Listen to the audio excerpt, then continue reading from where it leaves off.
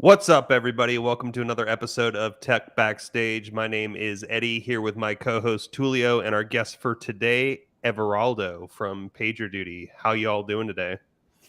Great. Doing great. I love Awesome. the intro music. I'm over here rocking out Yeah, to it. Gets yeah, you in a good mood. yeah, for sure. Everaldo, thanks for joining us today. We really appreciate you taking the time to be on the show. Yeah, thanks for having me. Yeah. So interesting topic today. I think something that I'm extremely passionate about, especially considering talking about how I kind of broke into the software engineering. And obviously data science is a little bit different than software engineering, and we'll get into that in a little bit. But really interesting topic, one that both Tulio and I are really passionate about. So I'd love to hear you just maybe, give a quick intro about yourself, talk about where you're from, where you're at right now, because I know that was probably a little bit of a journey for you, and talk a little bit about how you got to PagerDuty. Yeah, sounds good. I'm glad to see that you're still here, by the way. I heard Yeah, you me dropped too. in the last podcast, so that's a great start. So anyway, my name is Everaldo. I am originally from Brazil, so I've been in the US for about 15 years. Today, I live in Seattle, Washington with my partner and our cat, who may make an appearance here in a second. I came to the US as an exchange student, lived in Idaho, then moved to Oklahoma. Then went to school in Texas, got my undergraduate at a school there called Midwestern State, computer science. Then immediately transitioned into a PhD program at the University of Notre Dame, where I learned both about computer science and football. And so as part of that program, I had the opportunity to join a data science for social good fellowship in Chicago. And that's what kind of exposed me to data science and to impactful problems in data science that were really tangible and interesting. And that's how I started my data science journey. After graduate school, I moved to Seattle, joined a company called Concur here. At the time, they had just been acquired by SAP. We started the data science team there and worked on a lot of really interesting projects. Maybe we get a chance to talk a little bit about that. I then moved on to Shopify, where I was for about a year. And as you mentioned, I'm now part of the data science org at PagerDuty. So that's the elevator spiel. Cool, dude. That's quite a journey for sure, especially starting out in Idaho as an immigrant into the U.S. That's not kind of an unconventional place to land, right? To say the least, yeah. It was interesting. Cool, dude. So let's talk a little bit about what you're doing right now, and I think part of this is you work at PagerDuty, but you're also doing some teaching on the side, which is why we chose to talk about this topic, because it's obviously something that you're very passionate about. But you're teaching on the side right now, and one of the things that you're noticing is that people, how many people are applying for jobs, not even getting offers, not even getting responses, which to me is a little bit mind blowing with the current state of the workforce. Tulio's favorite data point: 9 to 10 software engineering jobs for every engineer out there right now. Talk to us a little bit about what you're seeing right now in the workforce, and with your students in particular. Yeah. It's definitely interesting what you mentioned. I think the perception that most people have is that there's a huge number of openings in tech in general, in data science and engineering. But on the other side of the coin, you also have a lot of people who are applying for jobs, are never hearing back, are starting to get really frustrated, are starting to not really believe their own skill set and are giving up, or maybe transitioning into other roles, which may also be contributing to how many openings are there. There's also a little bit of an imbalance between openings in more senior roles, which are a little bit more difficult to source and to find people with the right skill sets, and an overload of applicants for more junior roles. So that's where you see a lot of the people who are applying for jobs not hearing back. It's mostly on that entry level type of role. For data science specifically, I think an interesting data point is that you tend to have candidates coming from all different fields. So a lot of the candidates that we get applying for our jobs are coming from inherently quantitative backgrounds. So you end up competing with people not only from computer science backgrounds, but also math, biology, I've had people with law degrees apply for data science roles. Someone who was a barista at Starbucks at one point. So that competition is really fierce. And not only do you compete with people from different backgrounds who are really capable, but you're also nowadays competing with people from different geographies. So it's really expanded. When companies are searching for candidates, they are not only just looking around where they are geographically, they're going beyond state borders and country borders. So you are inevitably competing with a lot more people than you used to be. Yeah. Sounds like something's broken. You know, when I hear this kind of disparity, I can't help to think there's a problem somewhere. And either the people that don't understand what the role is, or the companies don't understand how to source for the type of person that they're looking for. Maybe they're looking for a unicorn. What's the underlying issue, you think, that makes this so difficult to match up? Yeah, I think you touch on a good point. I think sometimes companies are looking for a unicorn that may or may not exist, right? And that's also part of what's been driving salaries higher and higher in the past year or so. It's just that there's a lot of competition between companies. So not only are you competing with candidates who are trying to take that role, but you're also competing against this new thing that companies are doing, of just going out and trying to poach candidates from other companies that already have the experience that they're looking for, that have shown that they can drive impact there. Yeah, I think that's a good point you bring up. A lot of the times, like, people really are looking for unicorns that may exist or may not exist here. Well, just to paint the picture a little bit, I knew someone, a young person, a couple of years ago who graduated with a data science degree. He also had some engineering skills, and every time she applied for a position, they seemed to be putting her towards the engineering role because that's where the biggest demand was. And it's like, I don't want to be an engineer. I just learned that skill, so I wanted to understand what happens. How does the algorithms and things that I work on get implemented? And at one point, she removed that skill set or that knowledge from her resume because she kept getting pigeonholed into something she didn't want to do.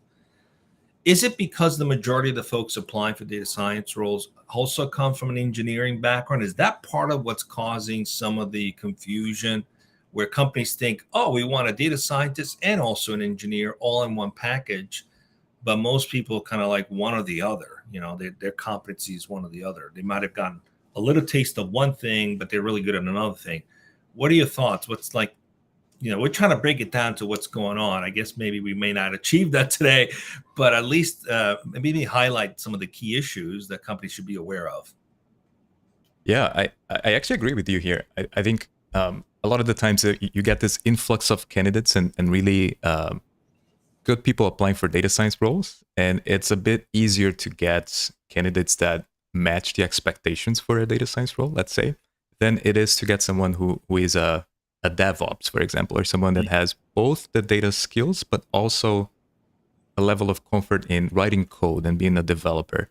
So when you end up like breaking your way into a data science roles, from time to time, you will find yourself in a position where there's a need for you to kind of transition a little bit into a role that relies more on development and your engineering skills, because it is harder to source those candidates that have some amount of data science knowledge, but are also competent in writing code and shipping things to production. And those are harder to find unicorns. And the data science pipeline does tend to attract like a lot more candidates that may not have the same level of comfort writing code and shipping things to production. So when you do find someone that has both things, like, that definitely is a gravitational pull towards like more engineering focused roles. Why do you think? What do you think's driven that shift? You know, it's like, Tula, you've been in this industry a lot longer than I have. You guys weren't looking for full stack unicorns, you know, back in the 90s and early 2000s, were you? I mean, like, we had data scientists and we had, back end engineers and we had machine learning engineers. And it's like, but now all of a sudden companies are like, well, we need somebody who can do everything. Like, what's driven that what's driven that change? Is it budgetary? Is it just the fact that, they don't want to split the roll up? I mean, I find it, in my experience, people who are actually specialists work better than generalists. Yeah, that's a good question. And I want to just add to that. For example, when you go back before open source, right, started eating the world, before software started eating the world, Node modules. The biggest investors into data science were banking. They called them analysts. They had different names for them, right? Quant scientists. I mean, they had different names for what these guys were doing. But in essence, for 20 plus years before this became popular, the banking industry was already investing in a lot of this. But those were not engineers at all. So that's a really good question. When did it become like needed that you had to do both? Like, when did that happen? Yeah, I have some thoughts. I think what has changed in the recent years is the fact that there now are some data science applications that you can actually embed to your product and you can ship to production and you can see the impact on your customers. And maybe this wasn't the case maybe 10, 20 years ago. For instance, the product we worked at Concur that my team developed there with some collaboration, it required a lot of data science, a lot of machine learning, but it was something that was embedded in the product. So it also required a lot of development, a lot of engineering skills. And so that idea of like actually taking a machine learning model and embed it into a product is relatively new. So having to find people that have that data science skill set, but that are also willing to dive a little bit into how to ship that into a product is a bit more recent than things that only required being like on one side of the coin here. I'm on mute, by the way, guys. So no, I generally agree with you too, is like, and there's this, Tulio, like you said, to your point, really great point about how open source has driven product development, is that now all of a sudden, back in the day when you wanted to do something, you had to spin it up on a bare metal server yourself, and you had to go in and actually, install everything yourself, do everything yourself. And now with open source, you're actually able to build these platforms and these products, on smaller pieces of code that other people have previously written, right? But now we're seeing this, I don't want to call it like a plague or something, but if you look at how people develop products nowadays, a lot of times it's very dependent on things that other people have written previously, right? And to your point, Everaldo, is actually embedding these machine learning, the algorithms, these pieces of code or these models into products. Yeah, you're right. Like that's becoming a thing, but if you still look at some of the biggest companies right now, they're still running, these separate services behind the scenes. And it still requires data scientists to actually sit down and analyze the models and actually understand how to build the models and understand what the, what the dependent variables are to get to the expected results, right? Because if you just feed a bunch of data into a model and a lot of it's not relevant to what you're looking to predict, you're not going to end up with an accurate model, right? And so, there's people trying to take these shortcuts to just get into a, really quick machine learning model that, is built into the application. But the true quality models are actually built with data scientists, right? And I think that's something that quality models take time to develop, right? Most definitely. Yeah. So let's circle back to the topic. I think I was starting to steer off to the left a little bit there, guys. Well, we also had a troll come in our chat line, so that was always interesting. Did you see that? I did. I will discipline my cousin, Demonic Microwave. Oh, is that your cousin? No. It's on Twitch, or it's watching on Twitch. Good stuff. To me. Good. Sorry. All right. Let's circle back. But okay, so getting back to the topic at hand, data science jobs and actually applying to data science jobs and getting data science jobs. Let's talk about diversity for a second, because I think one of the things that is really important nowadays, and a lot of companies talk about this, is diversity, right? And I think everybody wants to be a more diverse company, but we know, based on statistics and what we see in the industry, is that still, kind of a male driven industry, and there's still, um, you know, I don't know if it's intentional or not, but there's still those things happening, right? Um, as somebody who's not from the US originally, what was your path like to from Brazil into the US, and then eventually from college into getting a job? And what are the things that you're seeing right now going on with diversity in the industry? Yeah, I think that's the most loaded question I've ever Sorry gotten about in my that. entire life. But But let me very try to valid, break it very down. Like, valid so I think there's a lot of aspects to diversity that are important to touch on.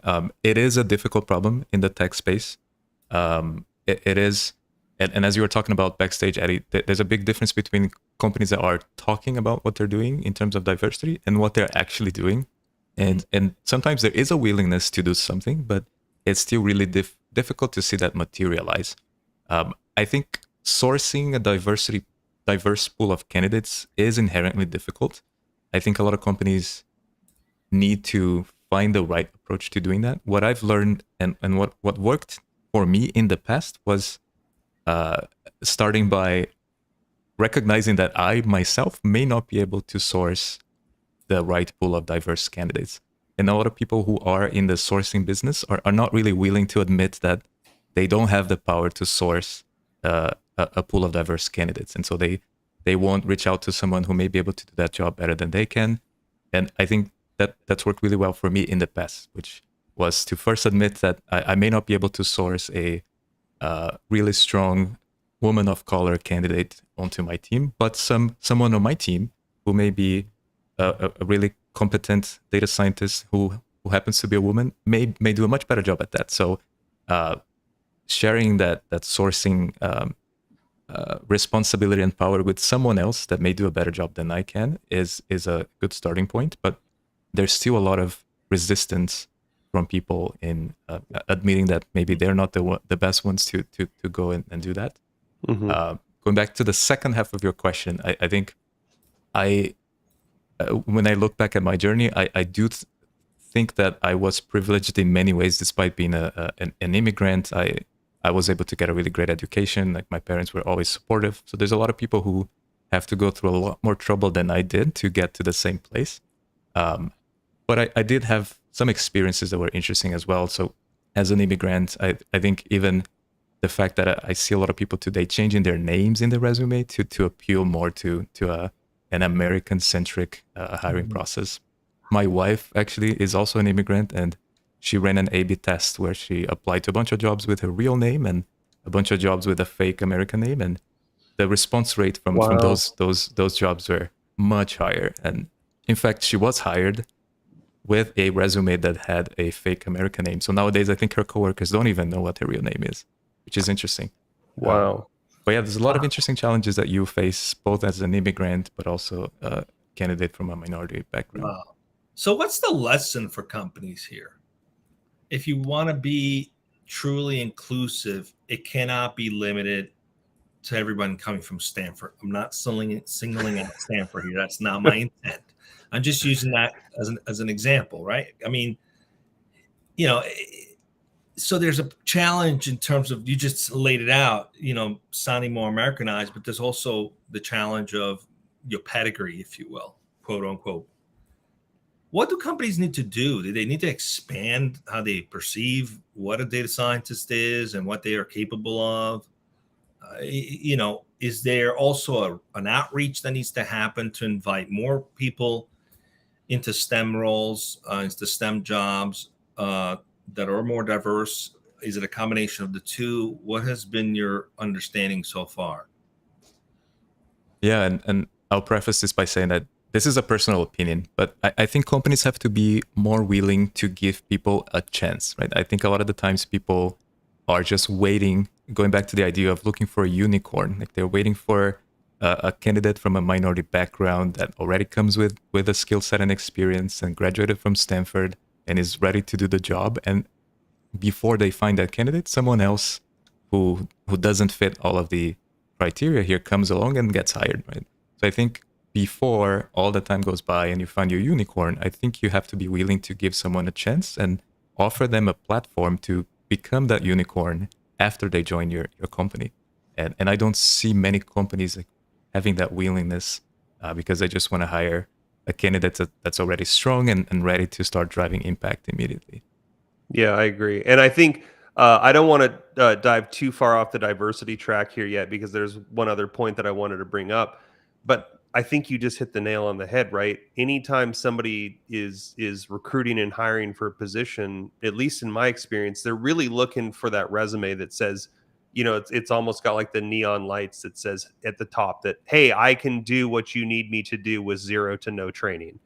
Like, or sorry, 0 to little training, right? Like they're really looking for that guarantee of success with little investment from their part. And they're looking, especially building products and models and machine learning models. It's like that stuff's hard, and so they want to find the person who can just come in and do it.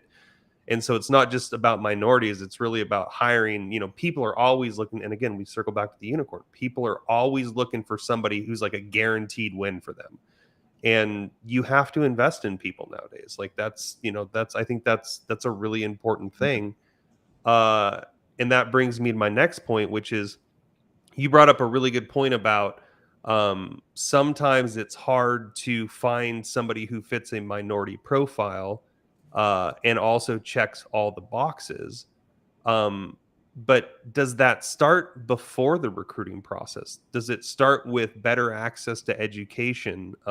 Does it start with promoting that these types of jobs exist earlier on in people's lives? Like I didn't know I could be a software engineer in high school. You know what I mean? I thought it was just something we did for fun. But giving people in that don't live in the suburbs or go to private schools, like giving them access to the tools to actually learn about these career paths and potentially develop their skills and get on that path earlier in life. What do you guys think? I totally agree. And in addition to all of what you mentioned, I think we have a scarcity of role models, like people that have a similar background to yours that ended up in a place where you might want to be in the future. And you just don't usually see someone that's similar to you in background and that got to a position that you may be interested in being at one point if you're from a minority background. So I think that's also something that is starting to change a bit, but it doesn't happen as often. Yeah. So based on all this, let's face the reality of what it is, right? Someone might be watching this now or later and say, you know what, I want to really go down this path. What do I need to do to get a data science job? How do I effectively do that? Bias aside, how do I overcome that and position myself to win at this game of being a data scientist? Yeah, that's a really good question. I usually like to break down the expectations for a data scientist into 4 categories. And so you do need to be comfortable writing code. So you need to be a relatively good developer. You don't need to be an expert. You don't need to be the next best developer in the universe, but you need to have some exposure to writing code. So just really quickly, that increases your likelihood of being looked at or considered if you have also engineering skills, software engineering skills. Definitely. But for the vast majority of data science roles, I would say so. Okay. You also need to have some level of comfort with machine learning, data science techniques, and different methods. And you have to know when to apply which one of those. The other thing is you need to know how to manipulate data. So having some comfort with SQL, different querying languages, and knowing how to work with data in general. And the one that I think it's usually overlooked, but that to me is really important, especially at senior level roles, is communication skills. So a lot of what you're going to be doing as a data scientist is describing your work, gathering information from stakeholders, like learning about the business context of your problem. And that's a skill set that's arguably like the most difficult one to acquire. And so a lot of the candidates that, when it gets to the point where we have to make a hiring decision, it gets to a discussion around like, would these people be good at bridging the gap between data science and their stakeholders, like in terms of communication. And so training and practicing like storytelling and describing your work is a skill set that's really important when you're looking for data science jobs. And I think it's also interesting to bring that up because it's something you can practice and get better at outside of the stressful environment of an interview. Right? So as a student, you get to present your work. In class, you get to practice presentation skills, and so there's a lot that you can do to get better at that. But it is a requirement and an expectation that I feel is often overlooked. Yeah, I think that's tips. Yeah. I was going to start to talk over you, Tulio. No, go ahead. Were you, just out of curiosity, when you were in college, were you ever able to intern? And if so, did that help, you on your path into where you're at now? I wasn't an intern per se, but I was a fellow at the Data Science for Social Good fellowship. It's sort of as like being an intern, and it most definitely helped. I got a chance to work with stakeholders and partners, and I was thrown in the mix and expected to do a lot of stuff that really did help me develop like both my data science skill set, but also the ability to communicate between data science work and stakeholders.